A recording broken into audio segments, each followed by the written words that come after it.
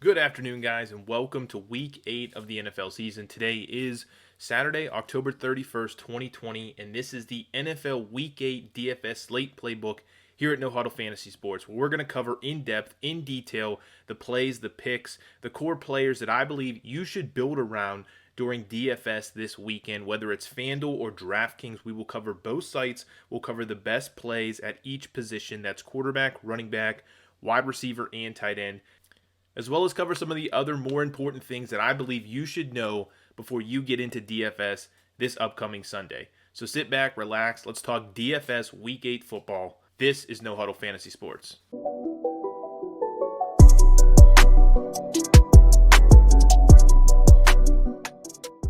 Hey guys, what's up, and welcome back to the channel. Welcome back to Week 8 of the NFL season.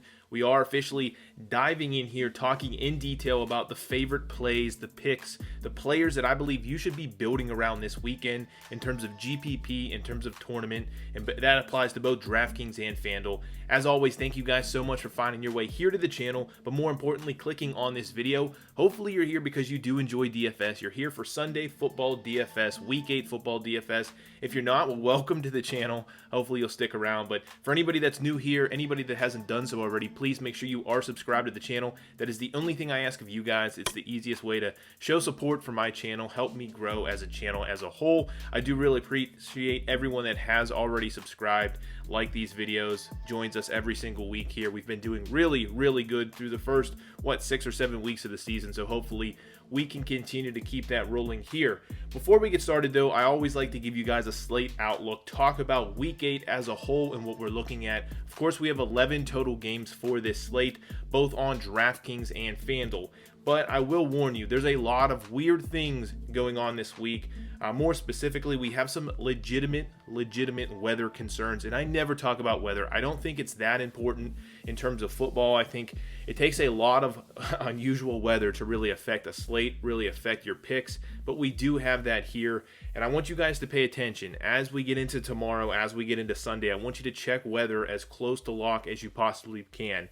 And the general rule of thumb that I've heard time and time again, if there's weather, or should I say if there's wind that's above 20 miles per hour, that can affect the slate, that can affect quarterbacks, wide receivers, the passing game of those games. And in this particular slate, we have 4 or 5 games where that does apply, and some of them in fact do have 25 or more in terms of mile per hour for wind.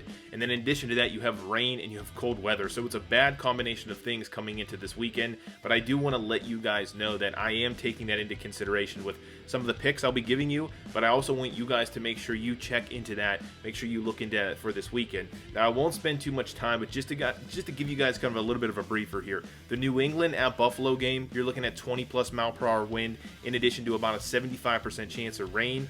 You have in the Las Vegas at Cleveland game, 24 mile per hour wind, about a 50% chance of rain. Pretty cold in both of those games. Also, you're looking at 45 degrees. Moving on down a little bit here, Minnesota at Green Bay, 26 plus mile per hour winds. A little bit of a chance of rain in that game. Pitt at Baltimore, the wind isn't as crazy, but you're looking at about a 90% chance of rain as of right now in that game. And then a couple others I want to mention here very quickly. New Orleans at Chicago. You're looking at 24 plus mile per hour wind in that game. Although rain is not a concern, definitely a lot of wind in those games. So make sure, again, you check all of this. Those numbers I just gave you will in fact change. It's weather. We know how that happens. But in general, make sure, I can't urge you enough to make sure you check into that. And last but not least here, that is playing into my picks here. So I'm not going to give you Aaron Rodgers in a game when it's going to rain, be cold, and have 27 mile per hour wind. I'm just not going to do it, even though I do really have interest in that matchup. So, please consider that as we go through these picks. I'm trying to focus on more reliable, more, guys that have decent floors or not having to be impacted by weather. So, again, please consider that. But on to other stuff. There are some legitimate concerns also with, I won't mention it specifically because somehow it demonetizes your channel, but there have been some positive tests in the NFL this weekend. The 3 teams that I've heard have had positive tests are the Chargers, the Broncos, and the Vikings. So again, pay attention, keep that in mind. If you're going to start to see some linemen or specific key players, wide receivers, quarterbacks, whatever it might be, just make sure you pay attention to that as we get closer to lock. all of these variables. It's a very weird year, 2020 NFL fantasy football. You can do very well this year just by paying attention. It's similar to baseball, MLB, whereas you have scratch players, you have lineups, you have weather. All of that comes into play. In this case, it's related to the pandemic and things of that nature. So again, pay attention to all of that. Make sure you're not putting yourself in a bad position just because you like a guy, you like a matchup. There's a lot of things playing into that this weekend outside of the actual matchups, outside of the players themselves. So I wasted a little bit of time there, but I think that was all very important for you guys before we jump into the slate as we set this table. Now, overall, though, it's looking like a lower scoring week. Depending on where you're looking at scores, over-unders right now, there's only one or two teams with above 50 over-under. And if you take into consideration past weeks, that is a very low number. There's several teams in the low 40s for the week. Typically, we see 45 and above. I think on average, if you look at the numbers, teams in general games have been on average 56 plus, 54 plus points on the year. So should be a lower scoring week. Weather is obviously playing into that, but matchups also playing into that. So consider that as we jump into the Vegas numbers on the next talk here. In general, I think it's a very weak slate for quarterbacks, making it a very difficult week for quarterbacks. I think you're going to see a lot of concentrated ownership. We'll talk about that for GPPs. We'll talk about that for tournaments and how we'll pivot off of that and try to get a little bit of a pivot there, get a little bit of a different contrarian approach when we know basically where the numbers are going. Outside of that, I do like the pricey running backs on the week. I think that's the safest approach for this weird week, and then try to balance that out with some wide receiver values. There are some expensive wide receivers on this slate that are in great spots, but I think we can go to some value receivers to really fit in those more, I guess, reliable on these weird slates, weather type slates, running backs, expensive running backs. Last but not least, I also really like, and I don't do this often, if you've been a part of this channel, if you followed us lately, expensive tight ends. I like to pay down at tight end. This week I'm looking to pay up. I think there's some guys that are in great spots and that come out on top this week at the tight end position. So to pick up the pace a little bit here, let's talk Vegas totals. As always, I think this is very important. It kind of sets the table, gives you an outlook in addition to what we talked about on the slate as a whole for this upcoming Sunday. Really not a lot to talk about here. As I mentioned, there's not a lot of games with over 50 in terms of an implied team total, or I should say an over-under. In addition to that, there's only one or two teams with about 30 or more points for an implied team total. All things we like to look at when we stack, when we pick quarterbacks, when we pick teams and fantasy players, and we don't have that this week. Now, these numbers have changed. I posted these numbers last night. I pulled them from Vegas last night. You can see Tennessee at Cincinnati, 51 is an over-under. Las Vegas at Cleveland at 50. And then you have San Francisco at Seattle at 53. I believe, as of right now, Tennessee and Cincinnati is still maybe at 50, and Las Vegas at Cleveland is now at like 49 or 49 and a half.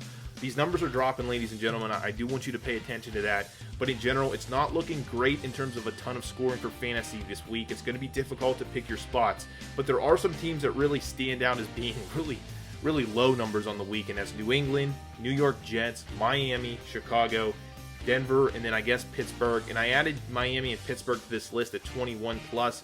But in general, anything under 22, I'm kind of avoiding this week. But for select specific players that can stand out in those games. But in general, anything below 20 is really an avoid spot. That's New England, New York Jets, and Chicago.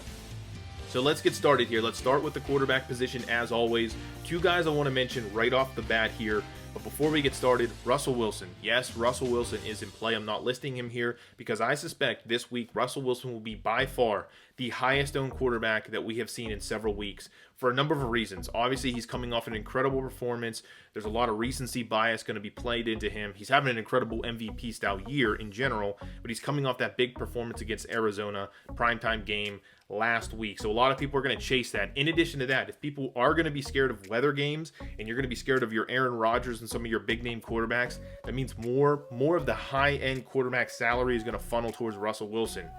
I do believe he's in play. If you're playing cash games, you got to play Russell Wilson, in my opinion. I will list him at the end of this video, but in general, I am a tournament GPP player, and if you know certain things, you have to try to either eat that chalk or play a contrarian play. And in this case, I'm going to try to play against that. Hope for the best here. I think there's some good spots for other guys. The first guy I do want to mention, we're going right back to the well here, Justin Herbert. His price has jumped up, $7,700 on FanDuel, $6,900 on DraftKings, arguably the best play at quarterback the entire year at week 4 or week 7, and we played him. We had him listed on this exact video last week. Was unbelievable. I think he had 4 or 5 total touchdowns, including one on the ground last week.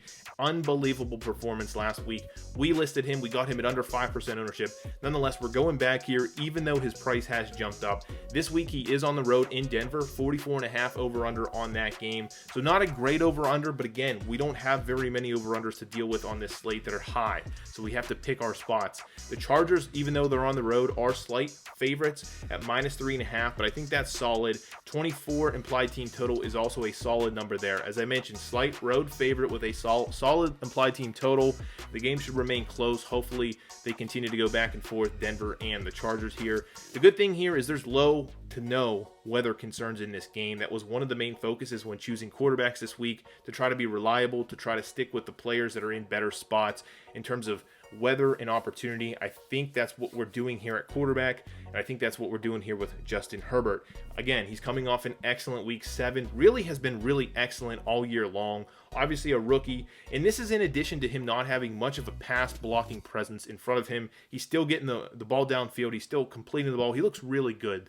Bottom line there is he looks really good. So I'm not worried about his price going up here being a rookie quarterback. Heavy pass volume. He's averaging 37 passing attempts since he took over at starter. That's a really, really high number. Really good number for fantasy football in general. He has 11 total touchdowns, 10 through the air in his last 3 games. Think about that. That is some crazy numbers for a rookie quarterback, Justin Herbert. Really like those numbers, though, nonetheless. Offers a rushing floor currently. I think he had 7, 8, or 9 rushing attempts last week, but nonetheless is getting 4 or 5 rushing attempts on the ground. He is athletic. He's young. He can get you 20, 30, 40 yards on the ground any given game, and that is huge in terms of fantasy football, in terms of DFS. Gives you a little bit of a bonus there, a little bit more of a floor on him, and I do like that for that reason. Now, he is pushing the ball and pressuring defenses downfield. I think that's really good. And that's good if you're, regardless if he's a rookie, you want that out of a fantasy football quarterback. You want to be challenging the ball downfield, not your New Orleans dink and dunk. You want to push the ball downfield. That leads to opportunities, big chunk plays, and touchdowns, and that's what he's doing. He's leading all of the NFL with 4 50-plus yard touchdowns on the year. So again, another stat that makes me favor Justin Herbert right now. And then in terms of Denver, their defense, yes, they have a decent defense, but I challenge you to look really into the numbers. They haven't played anyone. They've played teams like the Jets, but if you go back to teams like Tom Brady and the Bucks, Tom Brady had an excellent game against them. So I don't think I think they're a little bit overrated. I think they're a good defense, but I think they're a bit overrated right now. And right now they're giving up the 12th most fantasy points to quarterbacks. So it's not like they're top tier, top end defense right now versus quarterbacks. They're kind of in that bottom half of the league. Finally, the last thing I want to mention here, another good point to play Herbert. It's projected to be the 3rd fastest paced game. Really, really want those fast-paced games when you choose quarterbacks. More volume, more opportunity to score for fantasy football. So definitely Justin Herbert in play this week for me. Possibly my number 1 quarterback. Another guy I want to quickly mention here is Jimmy Garoppolo. People are talking about him, but I still suspect he will be a lower-owned quarterback. I don't mean 0%, but he's going to be probably outside the top 4 or 5 in terms of quarterbacks, sitting in those sweet spots, but nonetheless a great spot, great matchup this week on the road for Jimmy G. He's $6,600 on FanDuel, $5,400 on DraftKings, and that's the key here. I'm giving you a quarterback that helps you fit in the high expensive end running backs. I think Jimmy Garoppolo really fits well into a build this week around that strategy, and that's why I'm listing him here as opposed to maybe Russell Wilson, where you can't fit your expensive running backs with Russell Wilson stacks. So Jimmy G definitely in play, mainly because of his price, mainly because he does offer value. He is on the road this week playing in Seattle, 53.5 over-under. San Francisco is a slight underdog at -3, a field goal difference there, and a 25.8 implied team total. So all of those numbers in general from Vegas look really good in terms of playing Jimmy Garoppolo, playing the quarterback on the road here. Now, a couple of things I want to point out in terms of Vegas, though. There are very, very few games. In fact, by the end of this week, this might be the only game above 50 in terms of an over-under. I mentioned it's 53, so a good number there. In addition to that, San Francisco is one of the highest projected team totals at 25.8. So both of those things, in addition to the fact that he is on the road versus Seattle, really makes me like Jimmy G at his price tag. I do understand Jimmy Garoppolo has not been good this year. He's been banged up, injured at times, looked really bad in certain games. Nonetheless, you have to really trust the numbers here. And that's kind of the idea, is this is a numbers game this week in NFL DFS, in my opinion. If I'm wrong, I'm wrong. It's going to happen at some point. So far, we've been pretty good with this, but that's why I'm going with Jimmy G. I'm trusting the numbers. I'm trusting the matchup, and all the things that the boxes that I need checked are basically checked here with Jimmy G. Just recency bias and his ability or inabilities to do good this year are kind of the only downside, the only hesitation. Nonetheless, we're going there with Jimmy G. Now, I mentioned low weather concerns for this specific game too, in addition to the game with Herbert. So that really does help, does take you away from some of those expensive quarterbacks in good spots that are just in really, really treacherous games in terms of weather, whether it's wind, rain, cold, or all combination of all three. So low weather here definitely helps give Jimmy G a bump in my book. He does offer overall a cheap stack too, and I mentioned he fits with running backs that are expensive. Well, if you think about who you're going to pair Jimmy G with, or Jimmy Garoppolo, in general, his wide receivers are all banged up, so you're playing some really cheap value players outside of maybe Kittle with Jimmy Garoppolo here. So in general, I think that cheap stack goes a long way. And in addition to that, I like to focus on certain stats when picking quarterbacks. Namely, will they have time in the pocket? And in this case, according to Pro Football Focus, the offensive-defensive line advantage is plus 23% in favor of San Francisco. Jimmy Garoppolo has been better. If you look at the numbers, when he has time in the pocket, he should have plenty of time this week. Seattle did add a pass rusher from Cincinnati. I think it's Dunlap, but in general, I don't think he's ready to play this week. I would really highly doubt that. He has to go through some protocols, I'm pretty sure. But in general, I think that the pass rush, which you see listed here, the pass rush of Seattle is graded 31st overall in football. Out of 32 teams, they're 31st. So Jimmy Garoppolo should have plenty of time in the pocket to really make good decisions, really push the ball downfield too, which is what we want. And a couple other things I will mention about that Seattle defense. They're allowing the most passing yards in the NFL right now. As a defense, most passing yards in the NFL, and that's by at least 50 yards, more than 50 yards from second place. So if you think about it, I think it's 368 yards per game. Will that last? I'm not sure, but it's lasted through 7 weeks of the season. So it's something you definitely want to attack. You want to attack Seattle through the air, and they're also allowing the second most fantasy points to the quarterback position. So will you get 40 points out of Jimmy Garoppolo? I doubt it. But at his salary, you can easily get 3x, 20 points out of him. If you go on DraftKings, you can get 4x out of him very, very easily, in my opinion. I think Jimmy G is I wouldn't call him a safe play, but in terms of his salary, he gives you a lot of value at the position, especially on a slate when there's a lot of weather concern and a lot of concerns overall. So let's talk running backs next. The first guy, and by far my favorite play on the slate, is Dalvin Cook. He's very expensive on FanDuel, at $9,200. On DraftKings, he's $7,500, playing on the road in Green Bay. 49.5 over-under, 50 over-under, whatever that number is at the moment. Minnesota is a decent road underdog at plus 6.5 with a 22.5 implied team total. Now, those do not check the boxes I talk about each week in terms of running back. He's on the road. He's an underdog. All those things typically don't lend to a good performance by a road running back. But in general, I do like Dalvin Cook here. I think he's coming off of the bye healthy. He did get banged up, and then we saw Minnesota really struggle on the ground without Dalvin Cook. He's obviously an excellent talent, excellent running back. In this particular slate too, the big thing here, yes, he's expensive, but I think people will generally avoid him. He's going to be the 10th, 12th, somewhere in that range in terms of owned running back. Again, we got to make decisions here. We got to have the ability to pivot off of this concentrated ownership. We don't want to be chalky. We want to be contrarian. And I think Dalvin Cook gives you a great elite upside running back at low ownership, and that is something I do love in daily fantasy football. So we're going with Dalvin Cook here, and the numbers don't lie, right? He's averaging 25 touches in his last 3 games. He's averaging 5.3 yards per carry this season, all insanely elite numbers there. There's an extremely good history at him versus Green Bay. Obviously, this is a divisional big game. I think Minnesota, if they're smart, which hopefully they are, they're going to rely on the run as much as they can, especially in this game where the weather is such a concern. I don't think either quarterback is going to be able to do much through the air. Aaron Rodgers might, right? Because it's Aaron Rodgers. But in general, I do not think Kirk Cousins will be able to. So they're going to rely on Dalvin Cook here. Green Bay does struggle to stop the run. In fact, they're giving up 4.6 yards per carry this season. That's 20th overall in the NFL. In addition to that, if you go back to previous seasons, Dalvin Cook, other elite running backs have really done very well versus Green Bay. It's really where they struggle. They struggle to stop good run blocking teams and good running backs in general.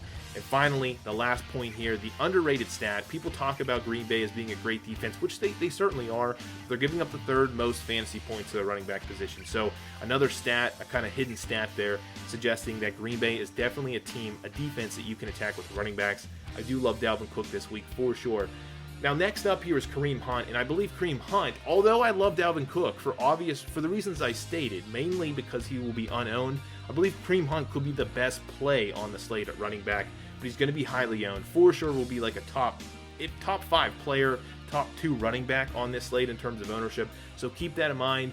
He's going to be chalky, but I think he's worth eating here in terms of chalk. $8,200 on FanDuel, $69 on DraftKings, playing at home versus Las Vegas, 50 over/under. Cleveland is a slight home favorite at -2.5. They have a nice 27 implied team total. I mentioned he's going to be a highly owned player, so keep that in mind. If you don't want that, then Kareem Hunt's not your guy, but I will be going there. It balances out with someone like Dalvin Cook, who will be lower owned. He checks all the boxes we want. He's a home running back. He's a favorite. Solid implied team total. He's a 3-down type of back. Gets all the usage, including the passing game usage. He plays a high, ridiculous amount of snaps with Nick Chubb now being out, and he's in a good matchup. So all boxes checked here for Kareem Hunt. Hard to not play Kareem Hunt this week, in my opinion. He played 90% of the snaps in Week 7. That was the highest amount of snaps played by a running back in Week 7. So he's not coming off the field. As long as Nick Chubb is down, Kareem Hunt is getting all the snaps in that offense, as long as he's basically not tired and needs to come off the field. He's averaging 19 plus touches over his last 3 games. Really good numbers there. If we can get 60 touches out of our running backs, 3 running backs including the flex, that's what we want. I believe Dalvin Cook, Kareem Hunt get you very close to that number. You can go with a value back on the back end at the flex position. But nonetheless, 19 plus touches for Kareem Hunt over the last 3 games. Las Vegas's rush defense is not very good. They're graded 22nd overall by Pro Football Focus. In addition to that, they're giving up 4.6 yards per carry, which is 24th in the NFL. Slightly a little bit more than Green Bay here. I know they're similar numbers, but in general, Las Vegas is ranked 24th in terms of yards per carry given up, and they're giving up the 4th most fantasy points to their running back position. So again, another stat to support Kareem Hunt. Both of these running backs definitely in play this week for me for obvious reasons. 2 other running backs I want to quickly touch on here, Melvin Gordon and Gio Bernard. Melvin Gordon is another guy that I think is going to see lower ownership. Nonetheless, I think he's in a good spot. He's playing at home versus the Chargers this week. I talked about Herbert. Well, this is a great way to come back with a player against that Chargers stack. He's $6,700 on FanDuel, $5,600 on DraftKings. As I mentioned, playing at home versus the Chargers, 44.5 over/under. Denver is a slight home underdog at +3.5. And they have a 20.5 implied team total. So not the greatest implied team total. We typically avoid these teams for fantasy, but I still like Melvin Gordon at the price tag. I think he offers a little bit of value here, and he's a guy that's going to get you, I think, 20 touches this week, mainly because Phillip Lindsay, I'm assuming Phillip Lindsay is going to be out again this week. If he's not, I may come off of this Melvin Gordon play. Just keep that in mind. This is heavily dependent upon Phillip Lindsay's questionable status. I believe he's more doubtful. We'll have to see how that injury gets updated. But in general, as I mentioned, offers a little bit of value here at his salary. If you go back to Week 7, you saw Phillip Lindsay go down, and I believe Phillip Lindsay played about 20% of the snaps. So take that into consideration. Without Phillip Lindsay, these numbers may go up. Week 7, 60% of the snaps are played by Melvin Gordon. I think you could see 70 with Lindsay out this week, maybe a little bit more. He got 52% of the rushing attempts and 11% of the targets for the team. All really good numbers, again, in consideration of his current salaries on both sites. But last but not least here, the more important thing, one of the most important things, especially on FanDuel, he's getting 100% of the red zone attempts for Denver. He got 2 last week, just to put that in perspective. Nonetheless, he's the guy getting the rock in the red zone. He averaged 22 touches over his last 2 starts. So take that into consideration with the 2 previous plays at running back I played. That gets us our 60 plus touches, a really good number, something we really are striving for, especially on these bad, questionable weather type of slates. And last but not least here, the Chargers rush defense, not very good, ranked 24th overall by Pro Football Focus, graded out that way. So certainly the way in which you attack the Chargers is on the ground. I like Melvin Gordon, especially with Philip Lindsay being out. And last but not least here, still remaining one of the best values on the slate is Gio Bernard, $5,800 on both sites. He's playing at home versus Tennessee, 51 over under. I think it's now 50. Again, keep that in mind. These numbers are dropping a little bit. Cincinnati is a home underdog at 5.5 with a 24 implied team total. I think he remains the best value on the slate. He's going to be chalky again this week. Nonetheless, he gives you some relief, some salary relief at the position. Week 7, he played 76% of the snaps. Got 62% of the rushing attempts and 11% of the targets. Very similar numbers to actually Melvin Gordon, if not a little bit better here. And I will say the concern last week for me was, will Gio Bernard really get the rushing attempts for this team? Will he not, just come in and again kind of with that very chalky heavy play? Are we going to see other running backs kind of come in and snake some of those rushing attempts? But you really didn't. So I like him still this week. Maybe even a little bit more comfortable with him this week at this price tag. But nonetheless, 100% of the rushing red zone attempts. He got 5 in week 7. So really good there. He's getting the red zone rushing attempts. Makes me a little bit more comfortable with Gio Bernard compared to last week. He's game flow independent. We know he's more of a specialized receiving back. They're going to be trailing here, so he's not going to come off the field even in those cases. And the fact that he's getting rushing attempts, if somehow they take the lead and hold a lead for a little bit, you should see him still stay on the field in those cases. And then in terms of the matchup here against Tennessee playing at home, well, Tennessee is graded 17th overall in terms of their rush defense. So not the best in the world, but also not the worst in the world. Really right in the middle there. Nothing to be really afraid of. But more importantly, they're giving up 4.9 yards per carry. That is ranked 27th overall in baseball. So it's definitely susceptible to the run, in my opinion. Would it be better if Joe Mixon was facing 4.9 yards per carry? Yes, but in general, we don't have that. So Gio Bernard, nonetheless, still a good play at the price tag, still offers value at his current price tag. So in terms of wide receivers, I'm going to start off with the stack here with Herbert, going back to the well with Keenan Allen, $7,400 on FanDuel, $6,200 on DraftKings, playing on the road, all the numbers, all the things we talked about with Herbert. In Denver, 44.5 over under. Chargers are slight home favorites at -3.5 with a 24 implied team total. There's very few wide receivers without major weather concerns, at least elite wide receivers without major weather concerns this week. So that's why we're landing on Keenan Allen. I think he's going to see a little bit more ownership than we like, but nonetheless, you got to go with the Herbert pairing here. And if you're going anywhere else, I think you're just wrong. Allen is the guy to pair with him at a minimum, if not other players. Now, he's received double-digit targets in 4 of 6 weeks so far this season. I think the only weeks he did not receive double-digit targets are with Tyrod Taylor, and then the week he got injured and only had 2 targets. So basically, every start with Herbert where he's been healthy, this dude gets double-digit targets. You want to capitalize on that for sure. He has a positive wide receiver cornerback matchup this week versus Denver. Denver has a good defense. I talked about it already, but nonetheless, I think they still can be attacked through the air, and I think they are a little bit overrated in terms of guarding the pass or stopping the pass. Now, Pro Football Focus has him graded in terms of Keenan Allen himself, the 3rd highest rated wide receiver on this slate. Basically, he's an elite good receiver. Overall, graded out very well. He's top 5 in the NFL currently with a 31% target share. Again, we want to focus on those wide receivers that get a large majority of their team's targets. So that is definitely the case here with Keenan Allen. He has 5 red zone targets with Herbert. Really good numbers there. Herbert looks his way in the end zone. And then in terms of this particular slate, he's 3rd overall in yards per route run at 2.49. That's again another kind of more advanced statistic that really showcases wide receivers and what they're doing on the field in terms of fantasy football this year. In terms of targets downfield, and the yards that they're basically getting per route they run. They're basically running routes downfield. Long story short, 2.49. Really good number. Anything above 3 is elite, so 2.5 still a really good number. And Denver themselves, they're averaging 15 fantasy points to wide receivers. So they're not the worst in the league, but they're also not the best in the league. Sitting right at the middle there. Definitely a team that you shouldn't be scared of, in my opinion. And then Tyler Boyd. I want to mention Tyler Boyd. Haven't really played him a lot this year. I think in terms of Cincinnati's team, he's the guy you want, right? He's getting a ton of targets. He's looking really good with Burrow this year. $6,400 on FanDuel, $66 on DraftKings. I'm trying to give you guys some lower price wide receivers here.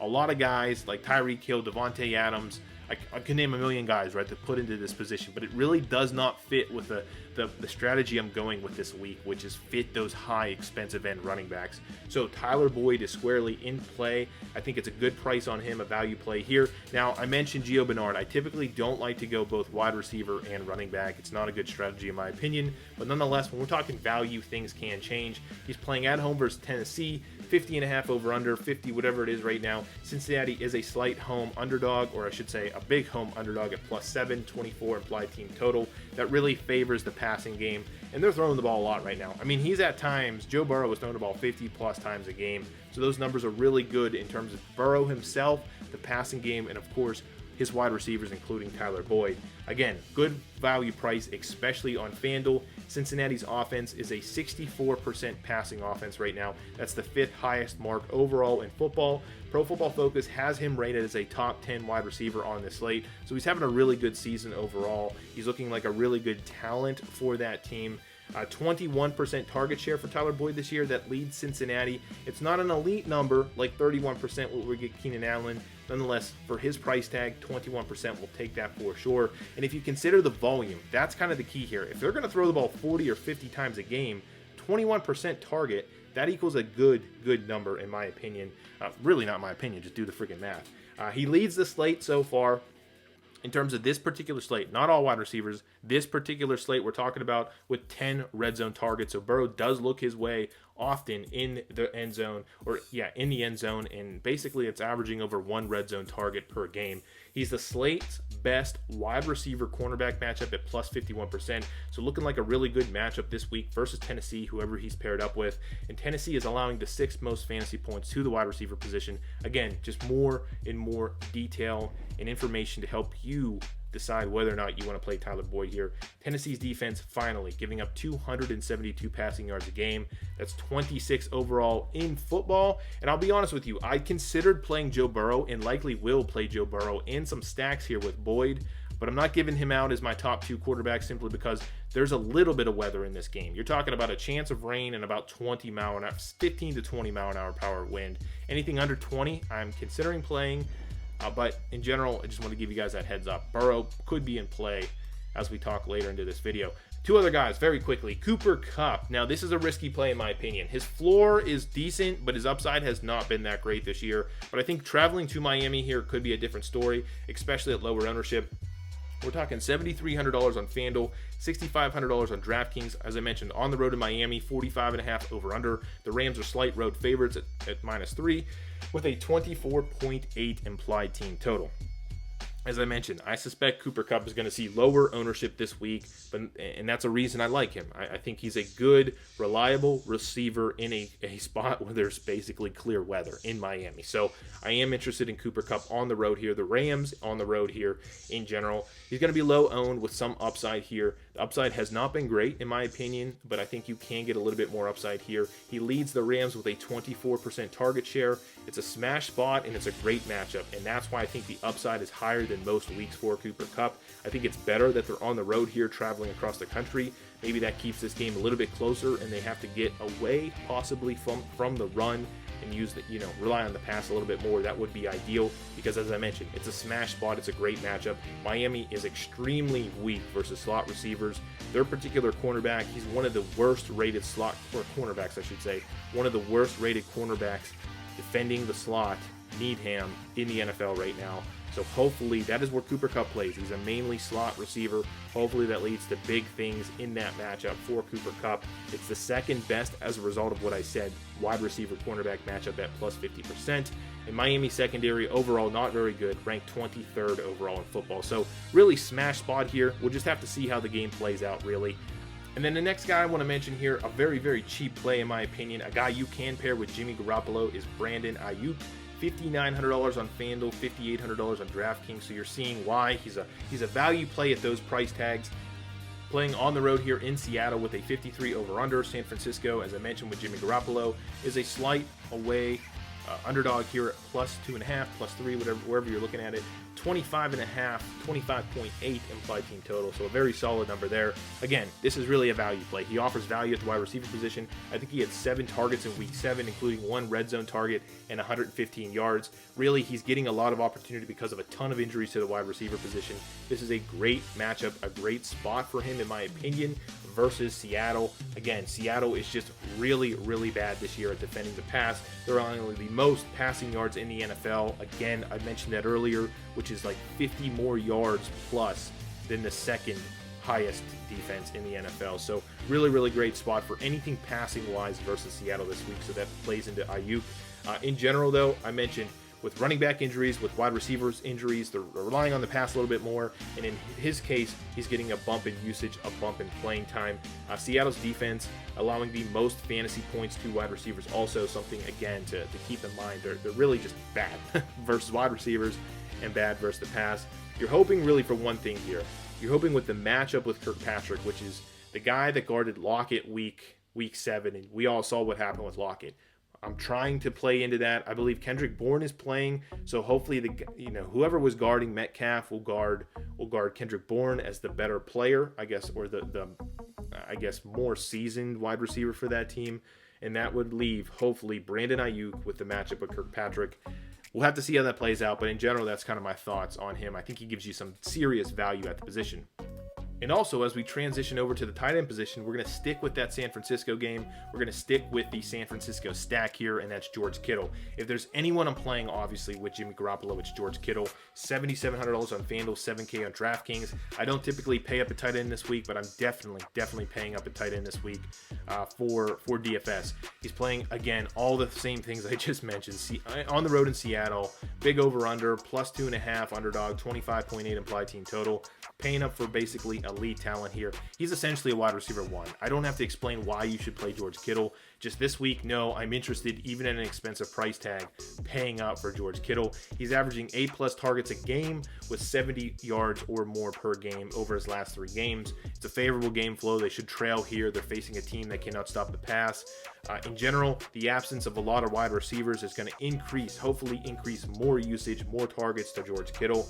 He's already has a 27% target share. If you keep in mind, 27%, that's 11th overall in the NFL, counting wide receivers, every other position, wide receivers, running backs. He's 11th overall with his target share, and that 27% is second overall in terms of tight ends. He has 27% of the team's air yards this year. That's number 1 for tight ends. Seattle's allowing the most passing yards per game. I talked about that several times already. Really, really good numbers in terms of attacking them through the air. And then you can play, in my opinion, George Kittle this week, both as a stack with Jimmy G, with Ayuk, however you want to go with that. And you can also play him as a standalone. I think he's a great play that way also. Last but not least here, Harrison Bryant. I tried to find one value tight end, and I believe this week it will be Harrison Bryant at $5,000 on FanDuel, $32 on DraftKings. Basically, it's a DraftKings price. He should not be $3,200 in my opinion on DraftKings. It's a steal there in my opinion. Playing at home versus the Las Vegas Raiders, 49.5 over-under. Cleveland is a slight home favorite with a nice 27 implied team total. We saw him last week do very, very well last week. Caught 2 touchdowns with the absence of Hooper. I think he is the better play over Njoku. Definitely the better play here. He offers great value, as I mentioned, especially on DraftKings. If you want to talk about him personally, who he is, if you didn't know, he's one of the better tight ends coming out of college. He actually received in 2019 the top college tight end award. So this dude is bred to be a tight end. He's very, very athletic. I think he's better than Hooper in my opinion, but they obviously paid him. Nonetheless, he played 77% of the snaps in week 7 with the injuries to tight end. Scored obviously multiple touchdowns versus Cincinnati that week. He led all Cleveland receivers and tight ends with red zone targets. In terms of how many routes he ran when he was on the field for pass plays, that number sits at 80%. So they run a lot of double tight end. They want to run the ball a lot, but nonetheless, when somebody's running out for a route for tight end, it was clearly Harrison Bryant in week 7. So you want those stats when considering tight ends. And the last thing I will mention here, this is kind of just a hunch. I believe we're going to see some really bad weather in this game. You're going to see more targets go to the low average depth of target players that are more safety nets, run shorter routes, and that's Harrison Bryant here. So again, could see even a little bit more of a bump in usage. I love him on DraftKings at $3,200. And let's talk some other highlights, some other considerations here very, very quickly before we wrap up this video. I did mention Russell Wilson, definitely in play this week. I will definitely have exposure to Russell Wilson. Just keep in mind, he is most certainly going to be the highest owned quarterback by far. So if you're playing cash games, definitely. If you're trying to get contrarian, you're going to have to avoid Russell Wilson, in my opinion. But nonetheless, we'll get some exposure to him. Ryan Tannehill, Joe Burrow, both of those guys in play this week also. Both of those guys in games that don't show that bad of weather, something to consider. It's the same game, obviously, but it's something to consider. Just pay attention to how that weather shapes up. Alvin Kamara, you're going to be missing Michael Thomas. You're also going to see some decently bad, heavy wind weather in that game. So I think, again, that average depth of target type of player, that's Kamara. Without Michael Thomas, his role is insane. Something to consider. Jamal Williams this week, again, for Green Bay. Obviously, Aaron Jones is probably going to miss the game. Is doubtful, I believe, at this point. Jamal Williams against Minnesota is a great play. Minnesota also struggles versus the run. Josh Jacobs, I do like him on the road. I think that's a good contrarian play versus Cleveland, a bad weather game. All the things that favor running backs or favor the running game. And Cleveland is not that good versus the run. So I do like Josh Jacobs this week. I think David Montgomery playing off that same narrative of a bad weather game. If you want to avoid the weather, avoid that heavy wind, I think they're going to go to the ground here. David Montgomery is the three down back. He's getting good usage. He just has not had a blow up game yet. So David Montgomery at a very, very cheap price tag is in play this week. And DJ Dallas, I don't think there's any other running back alive for Seattle at this point. So DJ Dallas had a very extreme value play here for at home for Seattle. A couple wide receivers, Lockett, Metcalf, obviously are in play, especially you need to come back with somebody against Jimmy G. So whether it's DJ Dallas, Lockett, or Metcalf, you're going to have to try to fit one of those guys. They are very, very expensive at this point, but nonetheless, I think that definitely in play. Corey Davis for Tennessee has had a really good couple of weeks, especially when they have to rely on the pass here. Will they have to do it? I'm not sure, but nonetheless, Corey Davis still a good play, good value play, in addition to T. Higgins. And again, that's another play that's questionable for me. If it was a clear, great day weather, T. Higgins actually might be in my top 4 receivers, but it's not, right? It's going to be bad weather. Somebody to consider, though, is T. Higgins for a value wide receiver play. Denzel Mims for the New York Jets. There's basically no one else for Darnold to throw the ball to. I think he's playing slot receiver with Crowder out. Darnold does favor the slot receivers here, so very good value play in my opinion for the Jets. They're going to trail, we know this, against the Chiefs. And last but not least, another tight end I am willing and definitely going to pay up for is Darren Waller. Same stuff I've talked about with almost every player I've given so far. It's a bad weather game. Average depth of target for Darren Waller will be lower. He's going to get fed the ball more on those shorter routes. Darren Waller is a great tight end overall. Nonetheless, in a good spot this week versus Cleveland. Cleveland susceptible to the tight end also. A good note there. That is it for the other highlights, the other considerations. I thank you guys so much for always hanging in to these longer videos, but I'm providing you hopefully enough detail where you guys can make the best decisions. You guys can make educated decisions on setting your lineups. I'm not giving you a lineup. I'm not one of those guys who's just going to flat out just say, play this guy, play this guy, play this guy. I'm going to spend some time giving you my considerations, my picks, providing you details so you can either say this guy's an idiot, I'm not going to play that guy, or maybe you're going to see something and take into consideration what I gave you and hopefully set some good lineups. We've been pretty hot over the last couple of weeks. Hopefully we continue the roll this week. Again, make sure you pay attention to the weather. I will mention, if you're trying to set multiple lineups, if you're trying to be a better DFS player, if you want to do multi-entry, you should be using optimizers. Make sure you check down below in the description, Daily Fantasy Nerd. You'll get a free month. It's worth it. It's going to give you all the Vegas numbers. It's going to give you all the weather stuff. It's going to allow you to set multiple lineups. It's going to allow you to see basically where teams are more susceptible, all the things you want for an optimizer. Daily Fantasy Nerd is one of the most underrated optimizers in all of DFS. Check it out. Affiliate link down in the description. It also helps my channel out. But besides that, thank you guys so much, as always, for tuning in, hanging in here with me. I wish you guys the best of luck. Leave me some comments down below if I've missed any players, if the weather is changing, if there's anything I blatantly missed, or if there's anything you guys haven't to consider. I'll definitely love to hear from you guys, so please leave a comment down below. But besides that, as always, make sure you are subscribed to the channel. Give this video a like if you find it helpful, entertaining, whatever. If you like listening to these videos, please give it a thumbs up. And so, good luck this weekend. Good luck in Week 8 NFL DFS. I will catch you guys in the next video.